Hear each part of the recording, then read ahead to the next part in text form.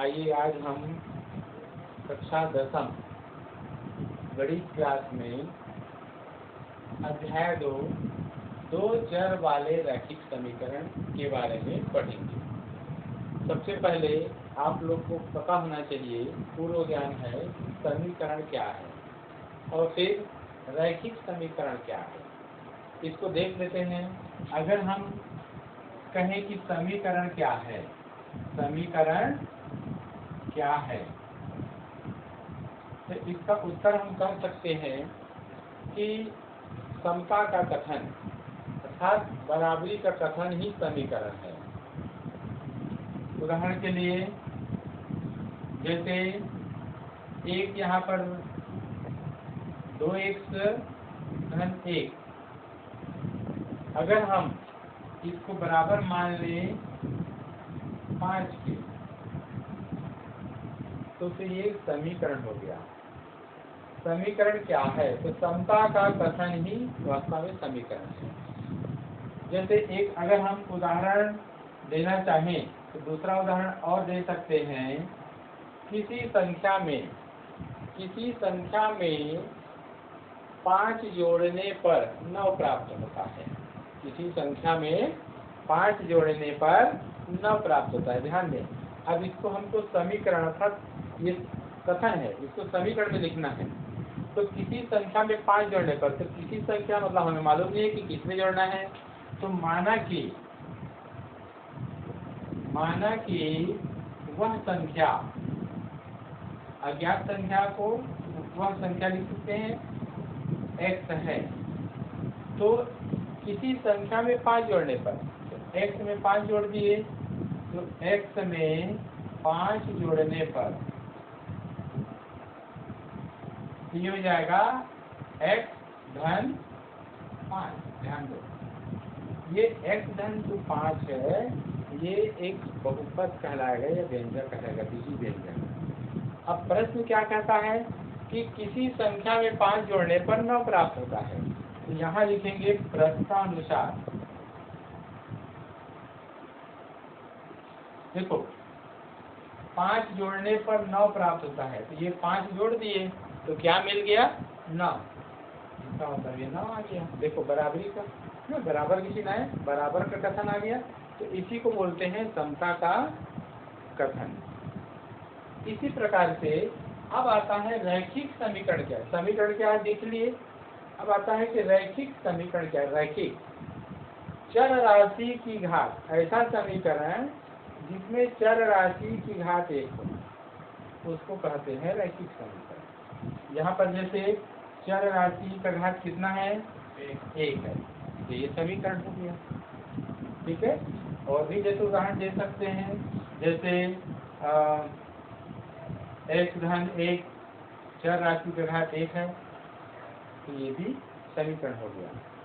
हम कक्षा 10 में 2 चर वाले रैखिक समीकरण के बारे में अध्ययन करेंगे। अभी आपने केवल एक चर के बारे में देखा है। 2 चर वाले रैखिक समीकरण का हम मानक रूप देखते हैं। 2 चर वाले रैखिक समीकरण का मानक रूप आओ देखते हैं जी। a1x धन b1y बराबर c1, एक समीकरण। इस पे ध्यान दो। इधर 2 चर है, यहाँ चर राशि x है और चर राशि क्या है? y है। ये 2 चर हो गया और यहाँ पर घात 1 है, यहाँ भी घात 1 है। तो 2 चर वाले रैखिक समीकरण, घात 1 है, ये रैखिक समीकरण है। ये समीकरण हम एक लिखेंगे। यदि हम 2 चर वाला एक और समीकरण ले, ये देख लो, a1 x1 b1 है, तो ऐसे हम ले लेते हैं a2x प्लस b2y बराबर c2, एक दूसरा समीकरण ले लीजिए। तो यहाँ भी देखो 2 चर है x और y, और इसका घात 1 है, इसका भी घात 1 है।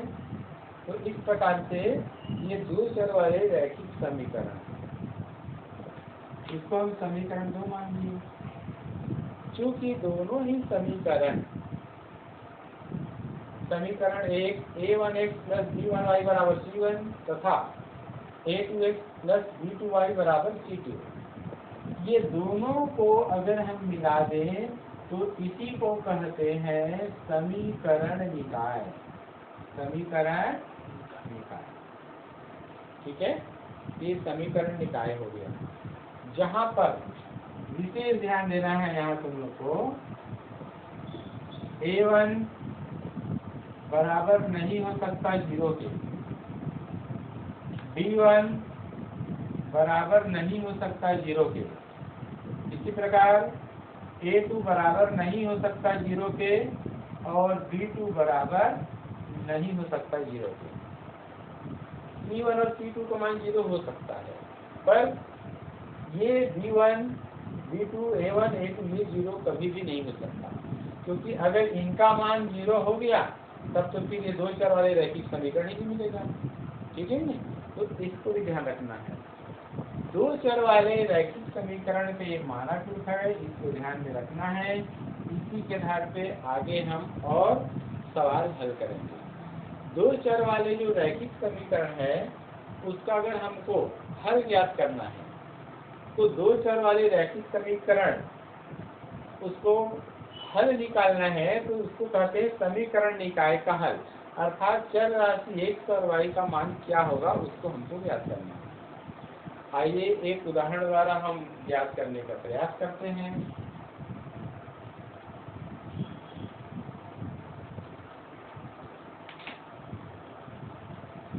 यहाँ पर एक उदाहरण है, उदाहरण नंबर 1। हमारे पास प्रश्न है 3x धन 2y बराबर 12, 3x धन 2y बराबर 12, ये समीकरण अभिवाद्य दे देंगे। तथा दूसरा समीकरण है x ऋण y बराबर ऋण a, x ऋण y बराबर ऋण a। इस प्रकार से हमारे सामने दो समीकरण दिया गया है, तो इनको हम समीकरण निकाय कहेंगे। आइए इनका हम हल ज्ञात करें। हल ज्ञात करने, किसी भी दो चर वाले रैखिक समीकरण का हल ज्ञात करने की हमारे पास 4 विधियां हैं। हल करने की विधियां,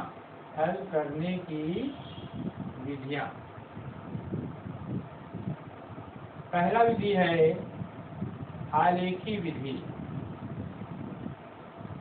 आलेखी विधि जिसको ग्राफीय विधि बोल सकते हैं। दूसरा है विलोपन विधि।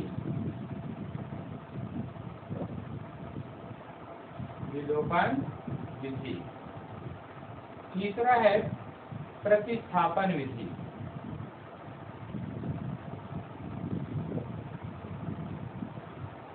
और चौथा है इसको ना व्यापक हल विधि भी कहते हैं, व्यापक हल विधि, या इसको कहा जाता है वज्र गुणन विधि। इस प्रकार से तो किसी समीकरण निकाय, दो चर वाले समीकरण निकाय का जब हमको हल ज्ञात करना रहता है तो इसके लिए 4 विधियां हैं। आज मैं आपको विलोपन विधि से हल ज्ञात करना सिखाऊंगा। विलोपन विधि से हल ज्ञात करने के लिए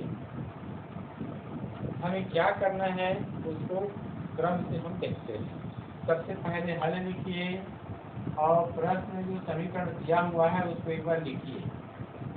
ये समीकरण 1 हो गया।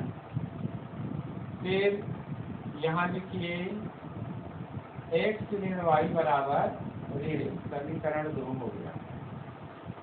ध्यान देना है। विलोपन अर्थात विलुप्त करना, दोनों समीकरण में से यहाँ भी चर है x है, यहाँ भी चर x है, यहाँ चर y है, यहाँ भी चर y है, तो दोनों समीकरण से कोई एक चर राशि को विलोपित करना और दूसरे चर का मान पहले प्राप्त करना, यही विलोपन विधि है।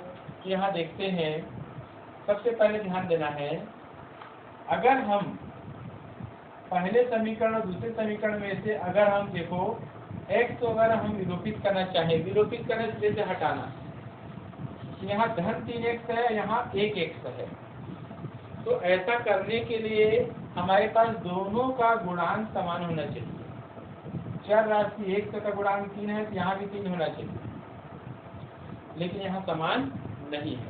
तो समान करने के लिए क्या करेंगे, हम समीकरण 2 में यहाँ 3 का अगर गुणा करते हैं, तो यहाँ 3 का गुणा करेंगे तो पूरे समीकरण में करेंगे संतुलन बनाने के लिए समीकरण के नियम से। तो हम यहाँ पर गुणा कर देते हैं, समीकरण 2 गुणित 3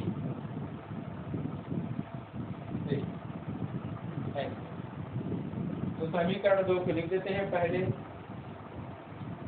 गुणा करते हुए। चलो यहाँ 3 का गुणा करें तो 3 एक काम 3x ऋण 3y और 3 एक काम 3, इस प्रकार आया, ये गुणा हो गया। तो